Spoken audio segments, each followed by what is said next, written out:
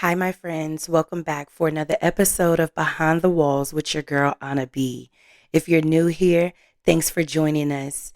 If you like what you see, make sure you hit that subscribe button and turn those notifications on so that you don't miss what Anna B has coming up next. Shout out to all of my day ones in between. I see you, of course. And as Anna B likes to do, shout out to everybody that made a request for this video. Let's get into it.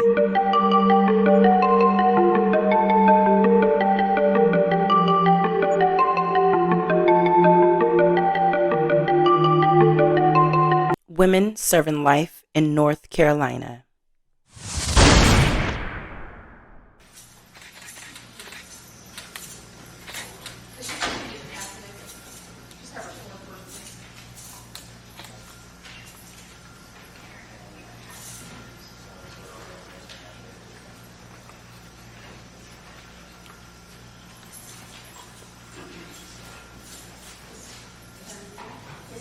This is Trinetta Campbell.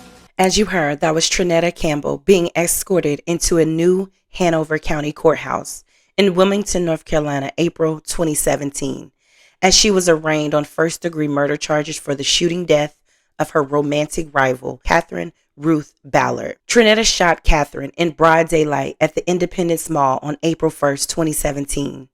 Catherine had run into her ex-boyfriend, who was now with Trinetta. A confrontation that started inside the mall continued outside. Belk surveillance cameras captured a struggle between Darius, the ex, and Catherine. Trinetta was seen standing at a car shooting 5 times in Catherine's direction after the struggle, then fleeing the scene in that same car. One bullet hit Catherine in the back of her head. She was taken to the hospital but pronounced dead on arrival at New Hanover Regional Medical Center. A bullet had also struck the back window of a Honda Accord that a mother and her child were sitting inside of at the time. The kid suffered a cut on her head from the broken glass. Darius Nelson faced charges of accessory after the fact to first-degree murder and felony obstruction of justice. A few hours after the shooting, it was said in court records that Darius sold the pistol for $140 that was used to kill Catherine. Police were never able to recover the murder weapon. The day after the shooting, Darius met with detectives and told them Catherine and Trinetta were feuding on social media. Catherine and Darius broke up after he was caught cheating 2 weeks before the shooting happened. When police asked Darius for Trinetta's location, he told police he didn't know where she was hiding. But 2 days after the shooting, Darius was arrested with Trinetta. They were hiding in a shed behind a home on Monroe Street. The Honda was found at that scene. March of 2018, Trinetta accepted a plea deal from the state, pleading guilty to second-degree murder and discharging a firearm into an occupied property. She was sentenced to 28 to 35 years on the murder charge and a consecutive 3 to 4 years for discharging a firearm. Her projected release date per North Carolina Department of Correction records is listed as June 30th, 2054. From the looks of her disciplinary record, she might be having a hard time adjusting to her new reality behind the walls. Since her entry into prison, she has gotten into trouble every year, multiple times a year, with the most recent infraction received on September 20th of this year, selling or misuse of medication. Now, Darius, he pleaded guilty to accessory after the fact to murder and felony obstruction of justice. Judge Kent Harrell sentenced him to between 5 and 7 years in prison. He was actually paroled from prison in July of 2023. Ladies, a piece of meat is never that serious for you to be beefing with the new woman or the old woman, and especially not serious enough to take another life and ruin your own in the process. Way too many in the world for that. Rest in peace to Catherine Ballard.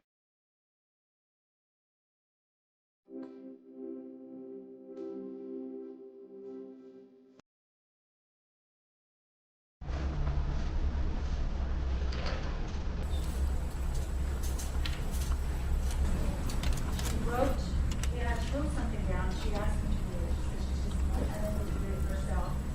But she wrote to the family and friends of Catherine Ballard. I would like to apologize for my actions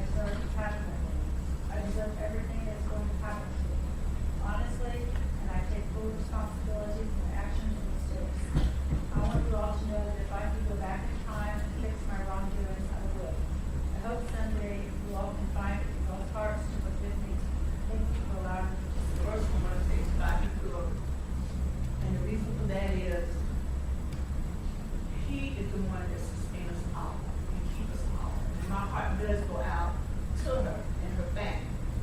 But my family also has gained a great loss. Something we'll never get back. All we have is pictures now. But she was a good girl. She was a go-getter. She loved everybody. She loved family, friends. When she was there, she was a life of God.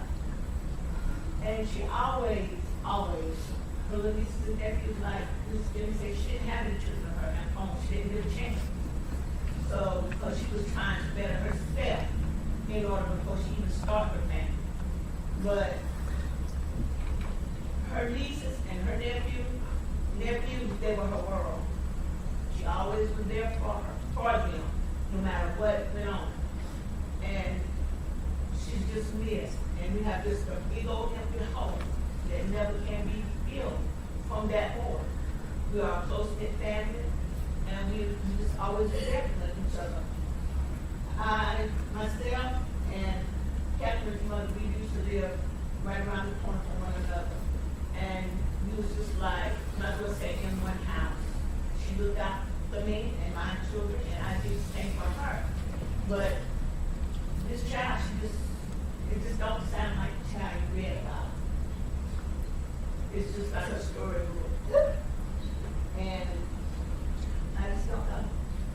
Well, thank you for coming down A baby, and making us step. put God first. And He will keep you. And He will sustain you through all of this. No, you can't get her back. But the day you took her life, you took yours too. That's two young, beautiful, innocent women that could have had a fulfilled life. And I love you. And I want God to cover you while you're down. All right.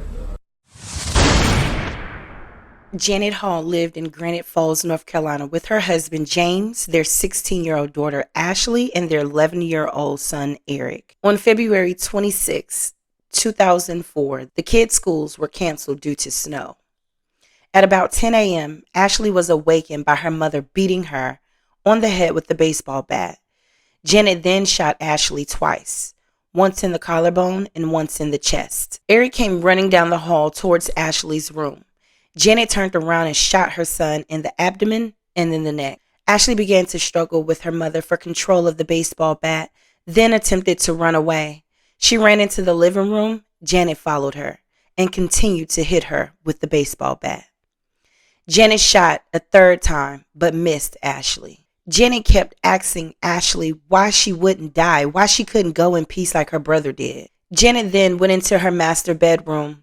While poor Ashley crawled down the hall into the bathroom, she got into the bathtub and filled it with hot water to stay warm, where she remained for several hours until her father got home from work at about 3:15 p.m.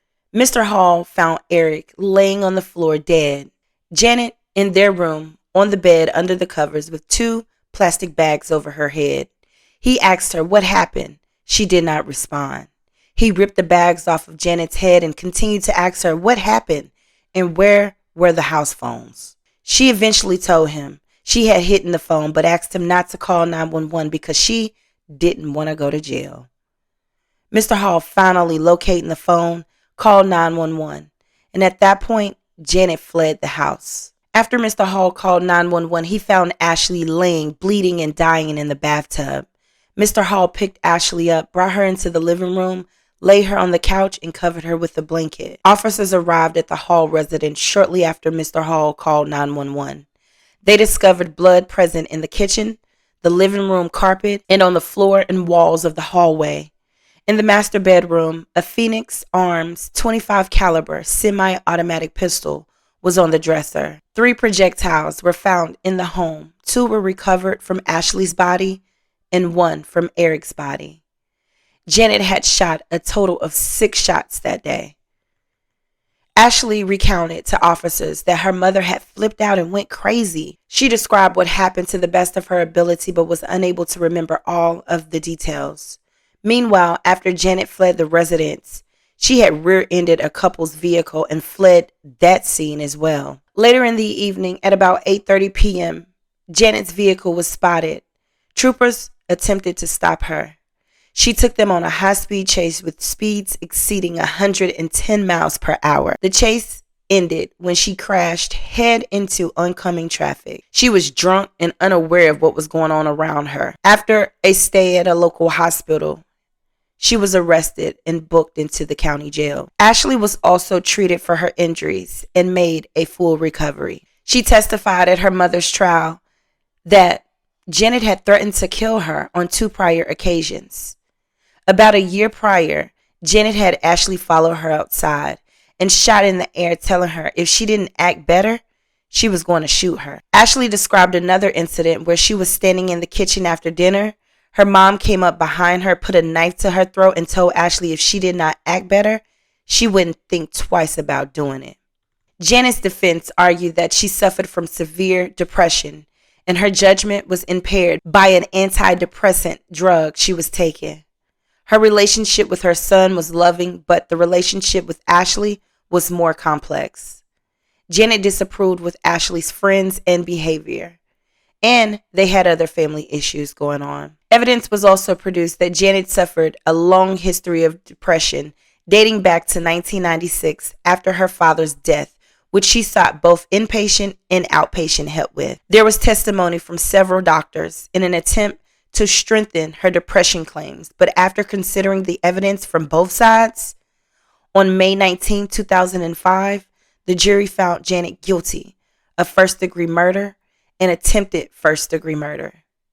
Her life was spared by the jury, who sentenced her to life without parole for Eric's death, and the court sentenced her to 12 to 16 years for the attempted murder of Ashley, is to be served consecutive to her life sentence, which means she will die behind the walls.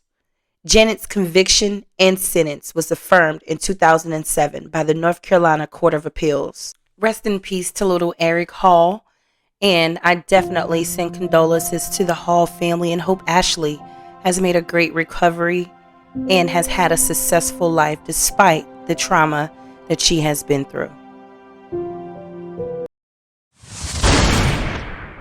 Brandy Bullock was convicted of first-degree murder and conspiracy to commit first-degree murder for the shooting death of Christopher Moore.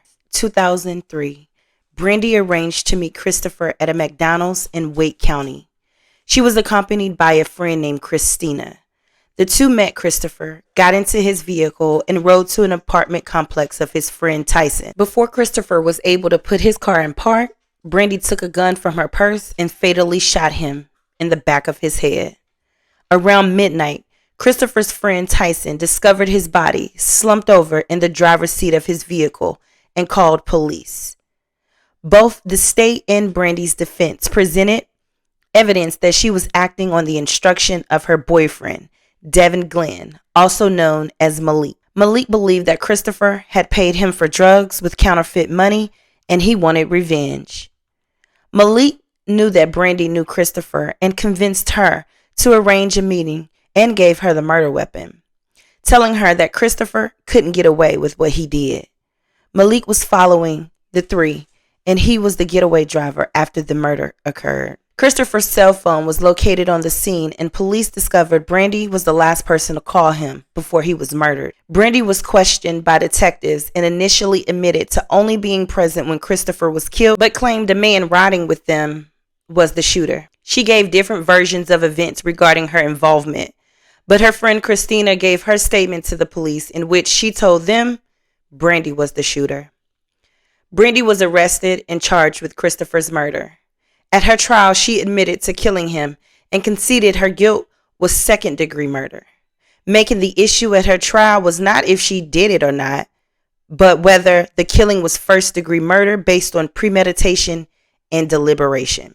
Brandy's defense presented evidence that she had a history of mental problems and drug and alcohol abuse, arguing that because she was under the influence of both prescribed drugs and illegal drugs, she was unable to act with intent. The friend, Christina, her testimony provided the jury with information that Brandy and Malik had discussed killing Christopher before the shooting. Once the case was turned over to the jury and after their deliberations, they returned a guilty verdict on August 26, 2004. The courts consolidated the charges against Brandy and sentenced her to life in prison without parole.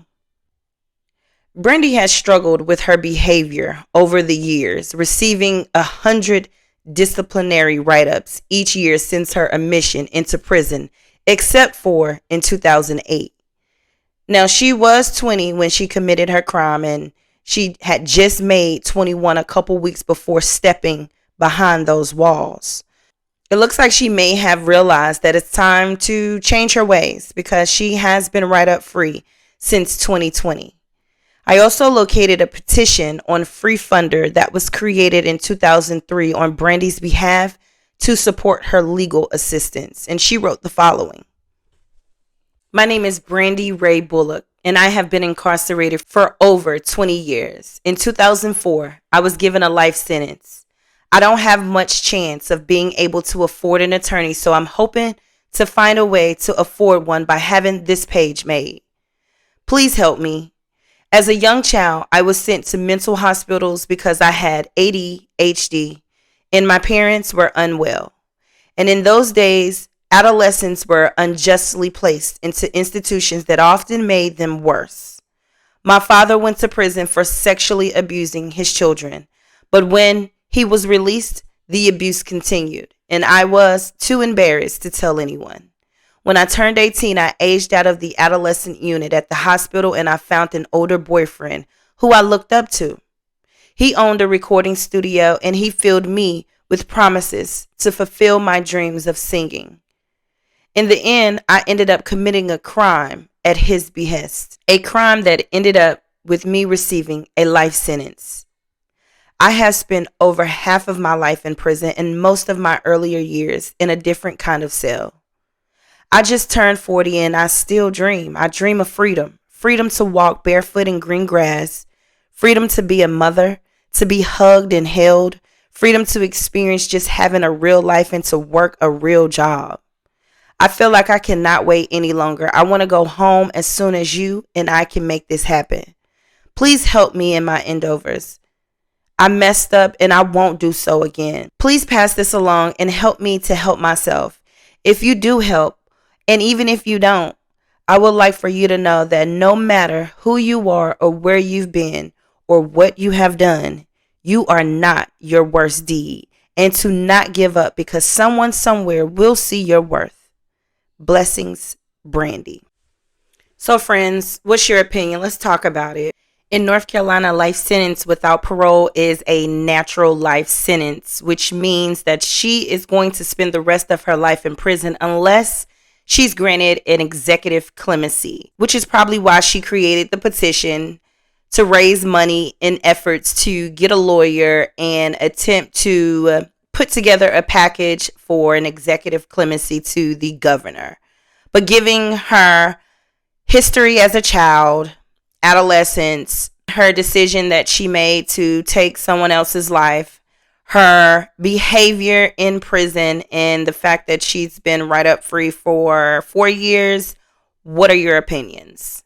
Let me know. And if you want to support Brandy, like I said, I found the petition on freefunder.com. And by the way, Malik was also charged in Christopher's murder, and he was too convicted and sentenced to life, but he was given the option of parole. Rest in peace to Christopher Moore.